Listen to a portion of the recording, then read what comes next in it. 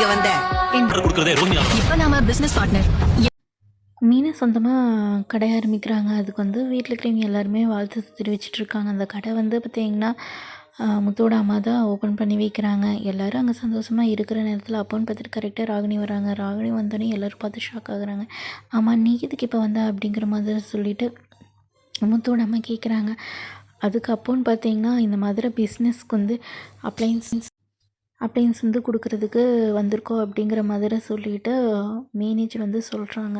ராகினியோட manager இப்போ வந்து பார்த்திங்கன்னா ராகினி வந்து பயங்கரமாக சொல்கிறாங்க, இவ்வளோ நாளாக உனக்கு நான் தான் இப்போ வந்து பிஸ்னஸ் பார்ட்னராக இருக்கேன், எப்போவுமே நான் தான் உனக்கு லைஃப் பார்ட்னராகவும் இருப்பேன் அப்படிங்கிற மாதிரி வந்து ராகினி வந்து சொல்கிறாங்க அவங்க ஹஸ்பண்ட்கிட்ட. இதை பற்றி எல்லாருமே ஷாக் ஆகுறாங்க. என்னடா என்ன பண்ணாலும் ராகினி நம்மள்கிட்ட போகவே மாட்டாங்க போல் அப்படிங்கிற மாதிரி சொல்லிவிட்டு எல்லோரும் நின்றுட்டுருக்காங்க.